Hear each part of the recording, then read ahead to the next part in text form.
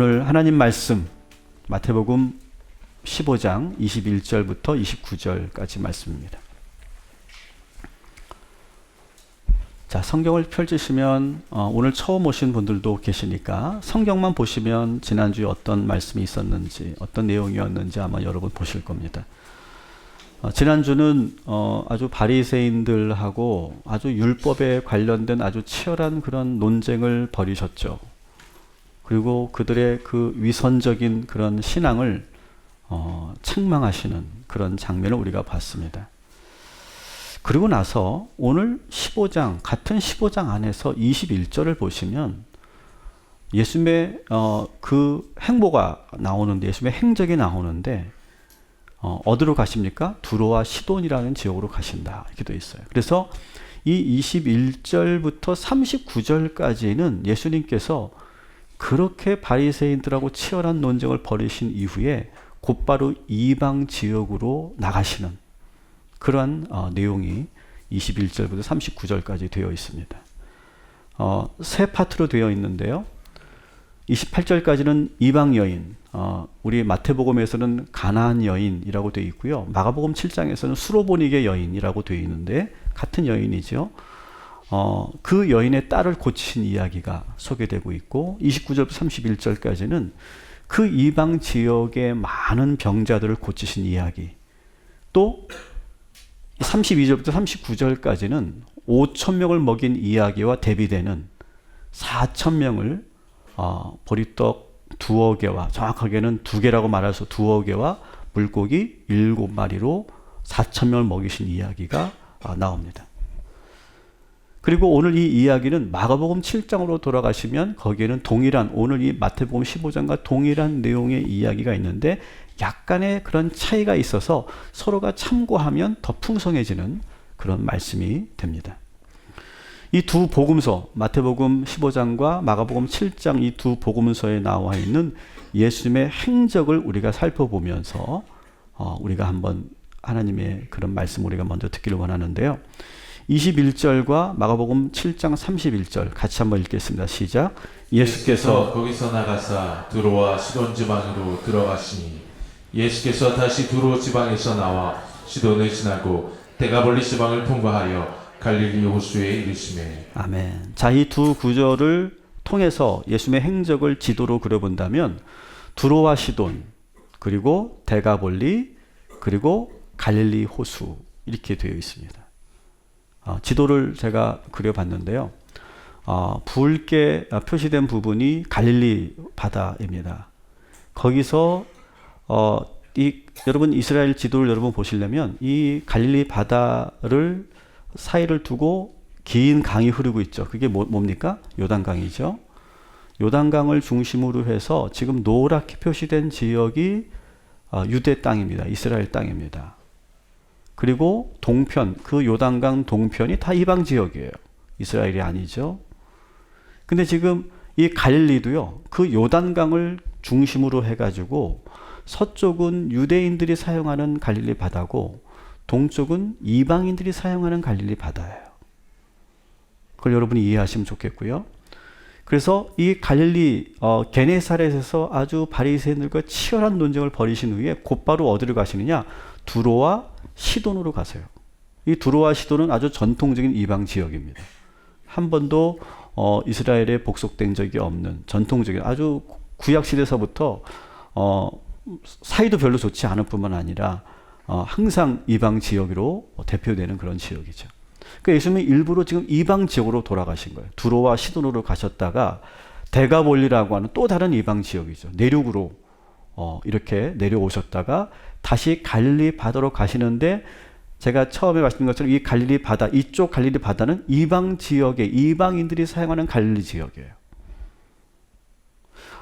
여러분 이 주들을 제가 이렇게 그리기 전에는 그냥 여러분이 우리가 성경 읽을 때 두로와 시돈 가셨고 데가볼리 가셨고 갈릴리 호수 가셨네 이렇게 우리가 보겠지만, 지도로 여러분 그려보니까 어떡합니까?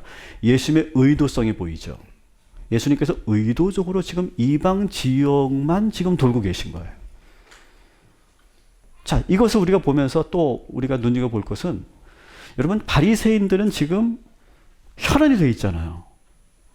예수님의 작은 꼬투리라도 잡으면 그걸 붙잡고 집요하게 물고 늘어지면서 예수님을 방해하고 그리고 그 잘못을 들춰내려고 하는, 심지어는 예수님을 죽이려고까지 하는 그런 마음으로 지금 계속 감시하고 있는 상황이란 말이죠. 그런데 예수님은 어떻게 하십니까? 전혀 그런 것에 개의치 않아요. 분명히 지금 이방 지역으로 예수님이 쑥 들어갔을 때 바리새인들은 저거 봐라, 저거 봐라. 저 문제가 있다, 저 문제 있다. 어떻게 저 이방 지역으로 감히 갈 수 있느냐? 아마 분명히 그랬을 거예요. 근데 그런 말, 그런 평가, 그런 어떤 그런 시선 같은 거 전혀 고려하지 않고 예수님은 이방 지역으로 쑥 들어가십니다. 그리고 여기 유대인들에게 행하셨던 것을 그대로 이방 지역에 있는 이방인들에게 똑같이 행하시는 거예요. 그래서 여러분 13장에 나오는 5천 명을 먹이신 이야기, 그죠? 오병이어 이야기. 그 다음에 오늘 이 15장에 나오는 4천 명을 먹이신 이야기는 성서신학자들은 이 두 이야기는 똑같이 5천 명을 먹이고 4천 명을 먹였는데 물고기와 보리떡으로 먹였는데 이 두 사건의 차이가 뭐냐? 5천 명을 먹이신 사건은 유대인들을 향한 사건이었다. 그런데 4천 명을 먹인 것은 이방인들을 위한 사역이었다라고 하는 거예요. 예수님은 동일하게 누가 보든 상관없이 이방 지역으로 들어가셔서 유대인들과 똑같이 고쳐주시고 똑같이 먹여주신다는 거예요. 여러분 오늘 이 예수님의 이 화살표로 된 이 행적을 한번 묵상하시기 바랍니다. 예수님은요, 누군가의 눈과 시선을 전혀 의식하지 않았어요. 우리는 때로 살면서 우리는 너무 많은 사람들을 의식해요. 저 사람이 나를 어떻게 보고 있을까? 우리 조직이 나를 어떻게 바라보고 있을까? 내가 이렇게 하는 것에 대해서 싫어할 텐데. 우리가 그런 걸 많이 의식한단 말이죠. 물론 그것은 나쁘지 않아요. 우리가 그것을 잘 고려하고 판단하는 것이 필요하죠. 그런데 우리가 정말 해야 될 일이 있는데 그것을 하지 못하고 내가 보이지 않는 그 시선과 평판에 의해서 내가 발목 잡혀 있다면 저는 오늘 이 예수님의 이 행적을 여러분 보시면서 여러분 자유함을 누리시기를 주님의 이름으로 축원합니다. 한번 따라합시다. 그리스도의 자유함. 여러분 이 화살표는 이 예수님의 행적은 그리스도 예수님의 자유함을 지금 보여주고 있는 거예요. 우리가 분명히 해야 될 일이고 정말 이 일이 정말 정당한 일이라면 어떤 주변의 환경과 압력 때문에 하지 못하는 것이 아니라 하나님께 기도하고 그것이 옳은 일이라고 믿으면 예수의 이름으로 자유함을 얻으시고 담대하게 감당할 수 있는 저와 여러분이 되시기를 주님의 이름으로 축원합니다. 그래서 따라합시다. 예수 그리스도의 자유함. 그리스도인의 자유함. 여러분 예수 그리스도의 자유함이 저와 여러분에게 자유함으로 임하게 되기를 주님의 이름으로 축원합니다. 그래서 그 화살표를 묵상하세요. 자, 보여드린 그 화살표를. 그리스도의 자유함이 나에게도 임할 것이다. 여러분 그래서 여러분을 발목 잡고 있고 저는 몰라요. 여러분은 느낄 거예요. 여러분은 알고 있을 거예요. 여러분을 발목 잡고 있고 여러분이 눈치 보게 하고 여러분을 의식하게 만들고 그래서 해야 할 일을 하지 못하는 그런 일들이 있다면 과감하게 자유하게 예수의 능력으로 믿고 여러분 자유함을 얻으시기를 주님의 이름으로 축원합니다. 자, 그런데 예수님께서 이 두로 지역으로 가셨는데 가나안 여인을 만나게 됩니다. 근데 이 가나안 여인을 대하는 예수님의 말씀과 이 행동이 조금은 이해가 되지 않는, 아니 조금이 아니죠. 너무 이해가 안 되는 그런 이야기입니다. 우리가 잘 알고 있는 이야기죠. 먼저 이 여자가 갑자기 예수님을 만나면서 소리를 지르기 시작해요. 15장 22절 같이 읽습니다. 주 다윗의 자손이여 나를 불쌍히 여기소서. 내 딸이 흉악하게 귀신 들렸나이다. 아멘. 자, 여러분 저는 이 대목을 이렇게 묵상하면서 정말 그랬을까? 주 예수여 나를 불쌍히 여기소서. 뭐 그랬을까요? 이 여자가 얼마나 시끄럽게 했는지 제자들이 선생님 제발 저 여자 좀 돌려보내십시오. 그렇게 말할 정도로 아주 극성스럽게 했어요. 어떻게 했을까? 예수님, 예수님, 나 좀 살려주세요. 나 좀 살려주세요. 우리 딸 좀 살려주세요. 우리 딸 좀 살려주세요. 예수님, 예수님, 예수님, 예수님, 예수님, 예수님. 우리 딸 좀 살려주세요. 우리 딸 좀 살려주세요. 이거보다 더 했을 거예요. 막 소리 질러, 미친 여자처럼 소리 질렀을 거예요. 혈압이 자꾸 오르네.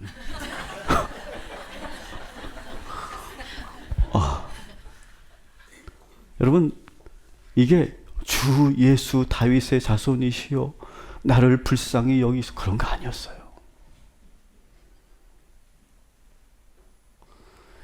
막 부르짖는데요. 예수님이 반응이 어떻게 하시냐면 23절에 보니까 한 말씀도 대답하지 않으셨대요. 한 말씀. 그러니까 아예 눈길조차 주지 않으시는 거예요. 그러니까 이 제자들이 너무너무 시끄러우니까 우리 뒤에 소리를 지르오는 저 여자 좀 보내십시오, 선생님. 어떻게 좀 뭐 달래시든 뭐 고쳐주시든 좀 보내십시오라고 이렇게 말할 정도였어요. 그제서 예수님께서 말씀하십니다. 근데 이 말씀도 평소 예수님답지 않은 너무 좀 냉정한 말씀이에요. 24절 같이 읽어볼게요. 예수께서 대답하여 이르시되 나는 이스라엘 집에 잃어버린 양 외에는 다른 데로 보내심을 받지 아니하노라 하시니. 아멘. 뭐라고 합니까? 나는 이스라엘 사람들을 위해 온 거지 너희 이방인들을 위해 온 게 아니야. 그럼 뭐하러 오셨어요? 여기 두로와 시돈에. 근데 그렇게 말씀하시는 거예요. 그랬더니 이 여자가 어떻게 합니까? 더 달려듭니다. 더 달려들면서 어떻게 합니까? 예수님 발 앞에 엎드려 절하면서 주여 그래도 도와주세요. 그래도 도와주셔야 됩니다. 주님. 주여 도와주시옵소서. 막 더 부르시는 거예요. 막. 그랬더니 예수님이 26절에 더 심한 말을 하시죠. 자녀들에게 줄 떡을 개들에게 던져주지 않는다. 와, 아무리 이방인이라도 개라고 표현하거나 더구나 지금 여자에게 개라고 표현했어요. 야, 이건 너무 심해도 너무 심하죠. 그런데 이 여인이 뭐라고 대답하는지 27절 같이 읽어볼게요. 여자가 이르되 주여 올소이다마는 개들도 제 주인의 상에서 떨어지는 부스러기를 먹나이다. 아멘. 맞습니다. 예수님. 저는 이방인으로서 당신들이 보기에 개 같은 존재입니다. 그러나 주인이 던진 그 빵 부스러기를 주워 먹을 수 있도록 배려해 주는 것이 또 일반적이지 않습니까? 그러면서 지금 그렇게 예수님의 그 기분 나쁜 아주 불편한 그런 말씀을 다 그렇게 받아냅니다. 그러니까 예수님도 놀라워하시면서 너의 믿음이 정말 크구나. 너의 소원대로 될 것이다. 그렇게 하면서 그 귀신 들린 그 딸을 고쳐주시는 이야기예요. 여러분, 근데 여러분, 이 여인이 지금 고침을 받았고 그 기도가 응답돼서 다행이지. 여러분, 그 예수님과 이 만남 사이에서의 그 구비에 그 고비가 참 많았어요. 보통 사람 같으면 여기까지 오기가 정말 어려웠을 거예요. 그런데 저는 오늘 이 가나안 여인의 이 기도의 모습, 부르짖는 이 모습을 보면서 우리의 기도를 한번 돌아보고 점검하는 그런 시간이 오늘 됐으면 좋겠어요. 여러분, 우리의 기도를 한번 우리가 점검하는데 따라합시다. 예수님을 무조건 믿어라. 어떻게 믿으라고요? 무조건 믿어요. 자, 여러분 상상해 보세요. 이 가나안 여인은 예수님을 만나본 적이 있습니까? 없습니까? 한 번도 없어요. 예수님의 행적을 본 적도 있어요? 없어요? 한 번도 없어요. 아마 이런 소문을 들었을 거야. 유대 땅에서 예수라고 하는 사람이 온대. 근데 그 사람이 좀 특별하다네. 뭐가 좀 이렇게 능력이 좀 있다네. 내가 들어보니까 뭐 이런 병든 자들도 고치고 뭐 그랬다는 소문이 있네. 그걸 누군가가 말했을 거예요. 전했을 거예요. 근데 그 얘기를 이 여인만 들은 게 아니고 많은 두로에 있는 사람들이 들었을 거예요. 그런데 그런 얘기를 듣고서 100명, 1000명, 수천 명은 그냥 뭐 그런가 보지, 뭐 유대에서 누가 왔나 보지 그랬는데, 유독 이 여자만은 그 예수가 온다는 말을 듣고 뭐가 생겼어요? 그 믿음이 쏙 들어갔다는 거예요. 많은 사람들이 똑같이 들었지만 전혀 마음의 동요가 없었는데 이 여자만큼은 예수에 대한 확신이 확 들어왔다는 거예요. 한 번도 만난 적도 없고 그분의 행적을 본 적도 없지만 누군가의 그 말을 듣고 곧바로 그 믿음이 생겼다는 거예요. 저는 이게 참 놀라워요. 여러분, 이 여자가 확실히 믿었다는 것을 뭘로 볼 수 있어요? 그렇게 극성맞게 예수님을 부르지 않습니까? 그렇게 집요하게 예수님의 발 앞에 엎드리지 않습니까? 여러분, 이게 확신이 없다면 이건 절대 일어날 수 없는 행동이에요. 믿지 못했다면 그렇게 사람들이 미친 여자라고 생각할 만큼 그렇게까지 소리 지르며 달려들지 않았을 거예요. 이 가나안 여인은요, 무조건 예수님을 믿었어요. 여러분, 우리는 신앙생활을 오래 했어요. 예수를 오래 믿었어요. 기도도 오래 했어요. 많이 했어요. 근데 정말 여러분 예수님을 정말 믿으십니까? 정말 우리가 내가 기도하면 하나님께 응답하신다고 여러분 그렇게 분명하게 믿으십니까? 여러분, 오늘 이 시간 예수님은 우리의 기도를 무조건 들어주시고 응답하신다는 이 믿음, 이 가나안 여인의 이 믿음을 우리 것으로 만드시기를 주님의 이름으로 축원합니다. 따라합시다. 예수님께 기도하면 무조건 들어주십니다. 예수님은 능치 못할 일이 없으신 분입니다. 여러분, 오늘 이 믿음을 확고하게 붙잡고 가시기를 주님의 이름으로 축원합니다. 여러분, 그래서 우리가 기도하고 마지막에 뭐라고 기도하는 거예요? 예수 이름으로 기도합니다. 이건 뭐예요? 예수의 이름으로 기도했으니 우리의 기도는 반드시 응답될 것입니다. 이거예요, 이거. 그런데 이 여인을 통해서 우리가 또 보게 되는 것은, 우리 현대인들은요, 우리 현대 기독교인들은 이렇게 자신의 삶을 오픈하는 것을 그렇게 좋아하지 않아요. 조금은 두려워해요. 혹시 나의 모습을 보고 사람들이 실망하지 않을까? 뒤에서 뭐라고 하지 않을까? 그런 우리는 걱정을 참 많이 하는 것 같아요. 그래서 나의 삶을 잘 오픈하지 못해요. 그래서 요즘에는요, 자기의 기도를 누군가에게 나누거나 오픈하는 것을 별로 좋아하지 않습니다. 그래서 요즘 현대인들의 기도는 뭐냐? 내 기도는 내가 한다 주예요. 남을 어떻게 믿어? 내 기도는 내가 한다. 괜히 내가 기도 제목 내놓는다고 내놨다가 오히려 그것이 다른 사람들에게 어떤 흠이 되고 다른 사람들의 구설수에 오르는 그런 일이 될 거라고 생각하기 때문에 내 기도는 내가 혼자 한다. 그렇게 생각하는 거예요. 제가 이제 목사니까 식사 때 대표 기도를 할 때가 참 많이 있습니다. 그래서 제가 기도를 딱 마치고 아멘 하고 이제 밥을 먹는데 제 앞에서 밥을 먹는 분이 또 기도를 하는 거예요. 그러니까 옆에 있는 분이 툭툭 치면서 목사님이 기도했잖아 그러는 거예요. 어머, 습관이 돼가지고 그러더라고요. 근데 제가 뭐라고 너무 당황스러워 하시길래 제가 뭐라고 하냐면, 괜찮아요. 요즘 시대에 남의 기도를 어떻게 믿어요? 괜찮아요. 또 기도하세요. 내 기도 어떻게 믿어? 그렇게 하세요. 그렇게 했어요. 근데 이 여자는요, 자신의 딸의 상황을 예수님뿐만 아니라 그 지역에 있는 모든 사람에게 다 오픈합니다. 뭐라고 합니까? 예수님, 우리 딸이 더러운 귀신이 들었어요. 여러분, 여러분의 자녀들이 지금 이런 상황이라면 이렇게 기도하겠어요? 이렇게 오픈하겠어요? 이런 일이 있어도 말하지 않습니다, 우리는요. 근데 이 여인은 어떻게 합니까? 우리 딸이 더러운 귀신이 들었습니다. 제발 우리 딸을 고쳐주세요. 이걸 말하는 순간 예수님뿐만 아니라 그 옆에 있었던 많은 사람들이 자기의 프라이버시, 자기가 숨기고 싶었던 이야기까지 다 나오게 되는 거예요. 쉽지 않은 이야기입니다. 따라합시다. 기도 제목은 나누면 나눌수록 더 큰 능력이 됩니다. 여러분 이것을 믿으시기 바랍니다. 저는 우리 교회가 이제 4년 차가 됩니다. 이제 내년이면 4년이 되는데 이런 기도, 이런 교회였으면 좋겠어요. 정말 우리가 다 서로가 믿었으면 좋겠어요. 신뢰했으면 좋겠어요. 그래서 나의 모든 기도를 다 내놨으면 좋겠어요. 아멘을 별로 안 하십니다. 여전히 우리의 마음에 아직도 그게 벽이 있는 거죠. 간격이 있는 거죠.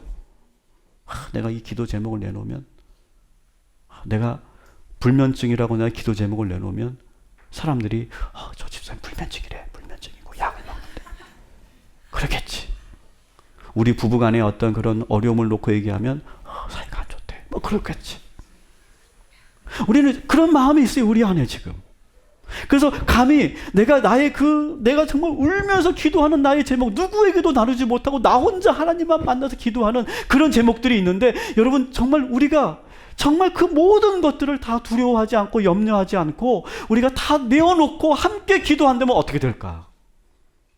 저는 앞으로 우리 교회가 그런 교회가 되기를 주님의 이름으로 축복합니다. 정말 그렇게 돼야 돼요. 그렇게 돼야 돼요. 여러분 우리 교회가 지금 우리가 한 300명, 우리 제적이 한 420명 되는데, 여러분 우리 교회가 400명이 되든 1000명이 되든 10,000명이 되든 내 기도는 내가 알아서 한다고 하면 그 교회는요, 큰 교회도 아니고 대형 교회도 아니고 부흥하는 교회도 아니에요. 비록 10명이 모인다 할지라도 100명밖에 모이지 않는다 할지라도 모두가 함께 한 마음으로 기도하고 함께 아파하고 함께 눈물 흘릴 때 그 교회는 진정으로 부흥하는 교회고 역사하는 힘이 큰 교회인 줄 믿습니다. 이 여인은 지금 그것을 하는 거예요. 먼저 자기 자신의 삶을 오픈하는 거예요. 세 번째로 따라합시다. 기도할 때 나의 모든 것을 내려놓아라. 자, 자신의 삶을 내놓았죠. 오픈했죠. 자, 그런데 예수님은 이 여인을 시험하세요. 처음엔 못 들은 척 하시고 침묵하세요. 그러다가 심지어는 개라고까지 말합니다. 비유하십니다. 여러분 우리가 예수님을 이 말씀을 통해서 오해하시면 안 되는 게요, 이거는 의도적인 것이 있거든요. 근데 우리가 예수님을 오해하면 안 돼요. 예수님은 우리가 기도하면 무조건 침묵하시고 무조건 우리 흔드시고 우리를 시험하시는 분이야. 그리고 마지못해 주시는 분이야. 그런 거 아니에요. 여기서 그걸 말하는 게 아니에요. 지금 예수님은 의도적으로 이 여인을 시험하는데 이 여인을 괴롭히기 위한 것이 아니라 자기를 따라온 제자들과 뒤에 자기를 감시하는 바리새인들이 있잖아요. 그들에게 이 이방 여인의 믿음을 보여주고 싶었던 거예요. 너희들이 아무리 율법을 많이 공부하고 하나님에 대해서 연구를 많이 하고 수십 년을 하나님을 믿으면서 살았던 너희 유대인들, 우리 제자들, 이 이방 여인이 한 번도 하나님을 알지 못하고 나를 만난 적이 없는 이 여인의 믿음을 보라는 거예요.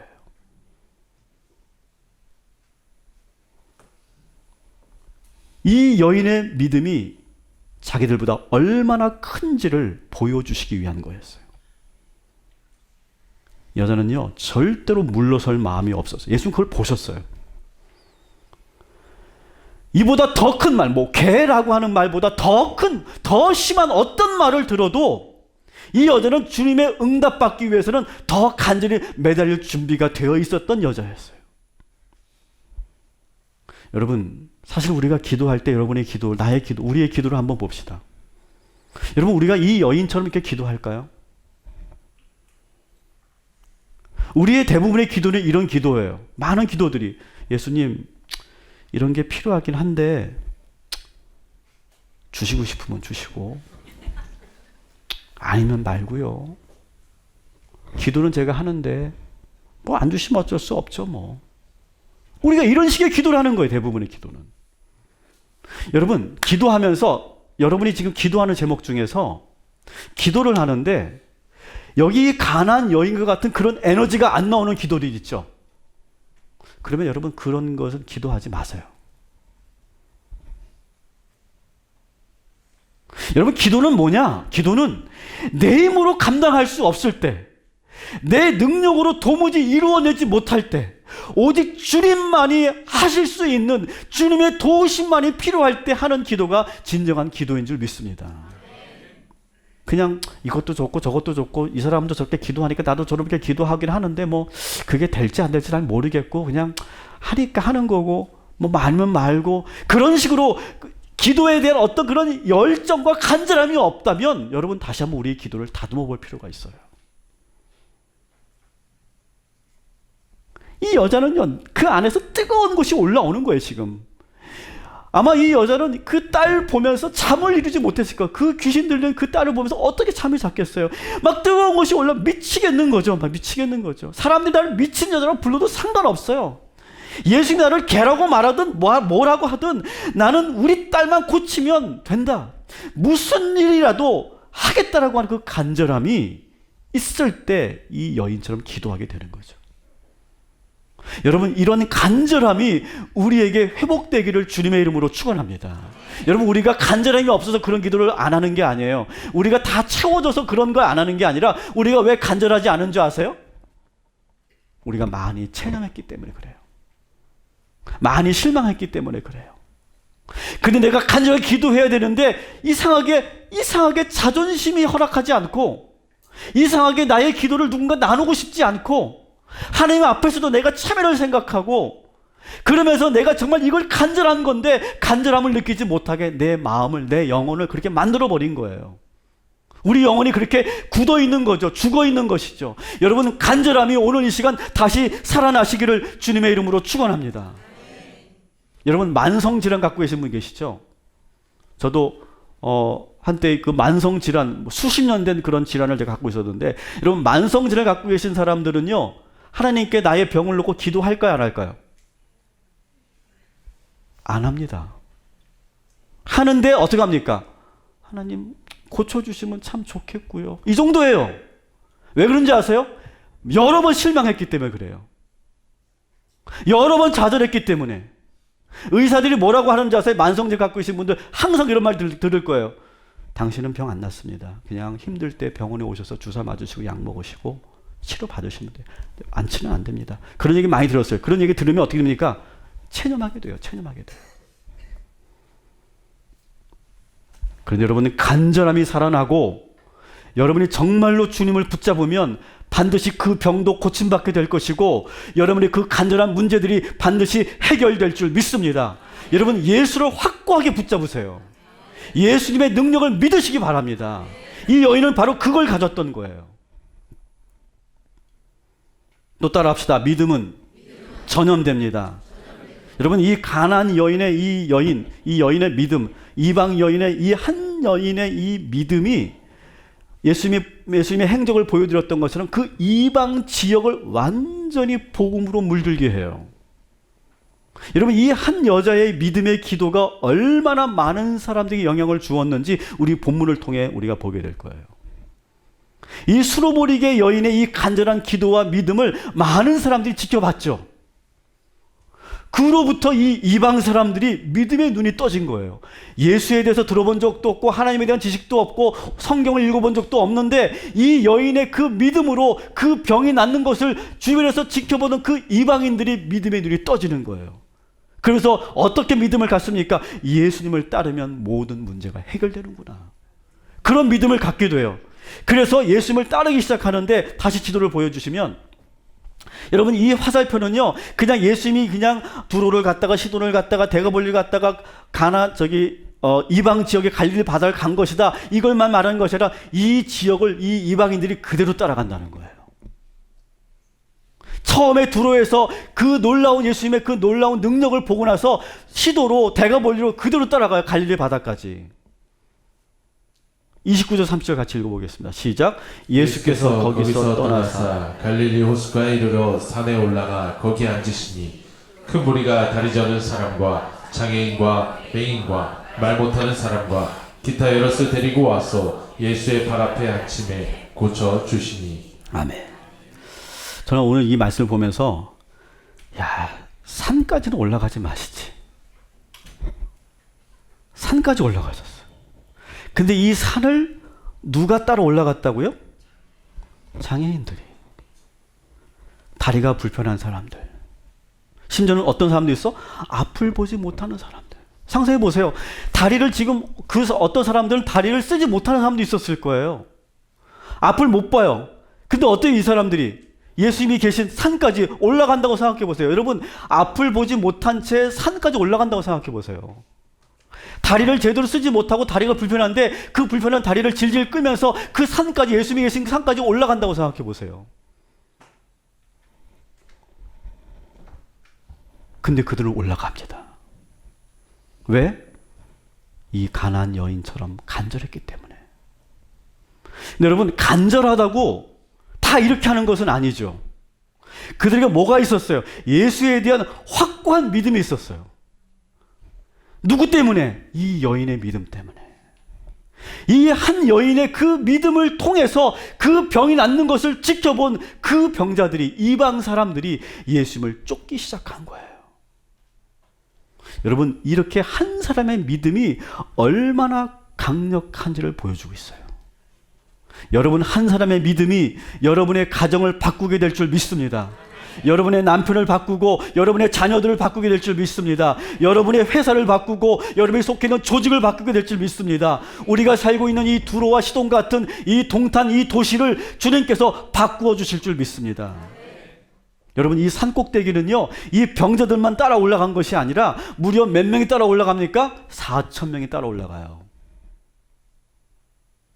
4,000명이나 되는 사람이 산 정상 꼭대기까지 같이 따라갑니다. 근데 그들은요, 아무것도 준비가 되어 있지 않아요. 그냥 예수님만 보고 따라온 거예요. 그냥 예수님만 보고. 그래서 먹을 것도 전혀 준비가 안 돼 있어요. 어떻게 보면 대책이 전혀 없는 사람들처럼 보이지만, 그렇다고 저들이 우리가 가면 떡 하나 주시겠지, 그런 것도 아니에요. 그런 바람을 가지고 온 것도 아니에요. 그냥 예수님을 믿고 예수님이 좋아서 예수님의 말씀을 듣고 싶어서 따라온 거예요. 그래서 무려 사흘 동안이나 그 산에서 야영을 한 거예요. 야영을. 먹지도 못하고 먹을 것도 없이. 사흘을 여러분 산에서 텐트 하나 없이 야영한다고 생각해. 먹을 것도 없이. 이게 가능하겠냐고요. 그런데도 그들은 예수님의 말씀을 듣고 예수를 믿고 따라갔다는 거예요. 이방인들이. 놀라운 일 아닙니까, 여러분? 32절 읽어볼게요. 예수께서 제자들을 불러 이르시되 내가 무리를 불쌍히 여기노라. 그들이 나와 함께 있은지 이미 사흘이매. 아멘.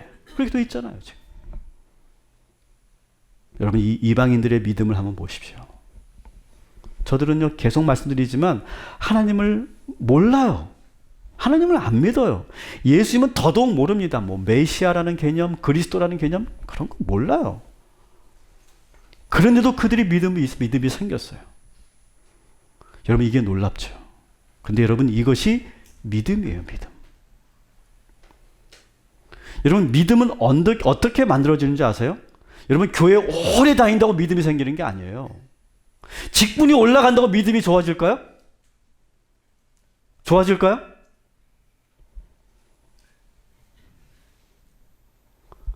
성경을 많이 보면 믿음이 생길까요? 지식이 많아지면 믿음이 생길까요? 아니에요. 오늘 이 이방인들이 믿음을 가졌던 것처럼 성령이 함께 하시고 예수님이 찾아가시면 그러면 믿음이 생기는 거예요. 여러분, 교회 오래 다녔다고 믿음이 좋은 것이 아니에요. 예수님이 먼저 다가와 주시고 성령님이 함께 하시면 성경을 대해서 아무것도 몰라도 내가 모태신앙이 아니어도 내가 장로 권서보다 더 뜨겁게 믿음을 가질 수 있는 것이 하나님이 주시는 믿음인 줄 믿습니다. 여러분, 이 이방인들의 믿음을 보십시오. 바리새인들보다, 심지어 예수님의 제자들보다 더 믿음이 뛰어나지 않습니까? 사흘을 굶어도 예수님만 믿고 산으로 올라가는 이 4,000명의 사람들. 여러분, 이 믿음의 세계에 여러분 들어오시길 주님의 이름으로 축원합니다. 여러분, 믿음은요, 이렇게 갑자기 뜨거워지고 충만해질 수도 있지만 또 믿음은 한 번에 훅 갈 수도 있는 게 우리의 믿음이죠. 그래서 여러분, 따라합시다. 믿음은 자랑하는 것이 아닙니다. 여러분, 믿음은요, 절대 자랑하면 안 돼요. 절대 자랑하지 마세요. 나는 하나님에 대한 확신이 있어. 나는 신앙생활을 오래 했기 때문에 나는 예수님이 나의 구원자임을 내가 항상 믿지. 나는 이 정도는 나는 흔들리지 않아. 여러분 죄송하지만 우리가 정말 사탄이 한번 훅 하고 불면 우리의 믿음은 순식간에 날아가 버립니다. 여러분 절대 우리의 믿음을 자랑하지 마세요. 믿음은요, 오늘 이 시간에도 성령님이 주시는 것이 믿음인 줄 믿습니다. 내가 쌓아가는 게 아니에요. 내 공로로, 내 노력으로 내가 이 믿음을 채워가고 쌓아가는 것이 아니에요. 마치 마일리지 같은 게 아니에요. 어떤 그런 게이지가 올라가듯이 그렇게 올라가는 것이 아니에요. 오늘 성령님이 주시는 분에게 믿음이 생기는 거고, 성령님의 그 역사하심을 거부하는 사람들에게는 믿음이 들어갈 수가 없는 거예요. 오늘 이 시간 성령께서 오늘 우리와 함께하여 주실 줄 믿습니다. 그래서 우리 모두에게 그리스도의 자유함을 주실 줄 믿습니다. 오늘 나사렛 예수 그리스도의 이름으로 명하노니 여러분의 발목을 붙잡고 있는 그 모든 올무로부터 벗어나게 될지어다. 저는 그것이 뭔지 몰라요. 하지만 여러분들에게 성령께서 자유함을 주실 줄 믿습니다. 그리스도께서 자유하셨던 것처럼 여러분들도 자유함을 누리게 될 줄 믿습니다. 여러분 한 번도 보지 못하고 그리고 듣지 못했지만 확고하게 믿었던 이 여인의 그 믿음처럼 오늘 우리에게 예수에 대한 확실한 믿음을 허락하여 주실 줄 믿습니다. 오늘 다시 그걸 공급받는 거예요. 여러분 예수를 믿으면, 예수의 이름으로 기도하면 응답받지 못할 것이 없는 줄 믿습니다. 여러분 그걸 믿으세요. 그리고 여러분이 기도하고 눈물로 중보 기도하는 그 사랑하는 사람이 여러분의 오늘의 그 기도로 놀라운 변화가 일어나게 될 줄 믿습니다. 제가 어제 그런 감동적인 이야기를 들었어요. 제가 자세하게 이야기하지 않겠습니다만 이런 이야기였어요. 어느 집사님 딸이 아빠가 교회에서 열심히 봉사하는 모습을 보고 뒤에서 막 울었대요. 얼마나 그 딸이 아빠를 위해 기도했을까. 정말 오랫동안 아빠를 위해 기도했는데 정말 아빠가 정말 변화가 일어나서 막 교회를 위해서 막 봉사하는 모습을 뒤에서 봤나 봐요. 여러분 기도는 이렇게 능력이 있는 줄 믿습니다. 그리고 여러분 믿음의 세계는요 이런 거예요. 따라합시다. 나중된 자가 먼저 되고 먼저 된 자가 나중된다. 여러분 이것이 믿음의 세계예요. 여러분 여기서 믿음 좋은 사람, 믿음 적은 사람 이것이 구별되고 그것이 딱 정해져 있는 게 아니에요. 오늘 이 시간 성령이 어떻게 역사하시냐에 따라서 믿음의 반전이 생기고 믿음의 역전이 생기게 될 줄 믿습니다. 그런 것이 계속해서 운동력 있게 돌아가는 교회가 건강한 교회예요. 절대 직무로로 가는 게 아니에요. 절대 직함으로 가는 게 아니에요. 절대 연수로 가는 게 아니에요. 지금 나에게 어떤 믿음이 있느냐예요. 성령께서 나에게 어떤 믿음을 불어넣어 주셨냐는 거예요. 내가 정말 예수를 확고하게 지금 내가 믿고 있느냐는 거예요. 50년을 예수 믿었어도 내 마음에 예수에 대한 믿음이 없으면 아무 소용 없는 거예요. 오늘 내가 처음 교회 왔지만, 오늘 처음 들었지만, 오늘 성령께서 나에게 부어주시면 그 믿음이 오늘 그 사람의 주인공이 되는 거예요. 오늘은 대강절이에요. 예수님께서 일부러 이방인들을 찾아가신 것처럼 우리들에게 찾아와 주실 줄 믿습니다. 가나안 여인이 예수님을 간절히 기다렸고 이방인들이 끝까지 주님을 따랐던 것처럼 여러분 이 대강절 기간에 예수를 꽉 붙잡으시기 바랍니다. 그러니까 예수에 미쳐야 돼요. 어쩌면 여러분들이 제 설교 들으면서 예수란 말을 몇 번 하는 거예요 도대체? 다 예수네. 그게 목사죠. 그게 설교자죠. 우리의 입에서 예수만 나와야 될 줄 믿습니다. 뭐든지 다 예수. 그래서 사람들이 지겨워해야 돼. 야, 예수 얘기 좀 그만 좀 해라. 예수 얘기 좀. 그러면 우리가 제대로 가고 있는 거예요. 우리는 다 어떤 사람들이에요? 예수쟁이들이죠. 예수 미친 사람들 아니에요? 그게 그리스도인 아니에요? 대강절 우리가 그렇게 예수에 붙잡혀서 살고 예수님만 바라보고 기다리면 하나님께서 놀라운 일들을 예수의 이름으로 행하여 주실 줄 믿습니다.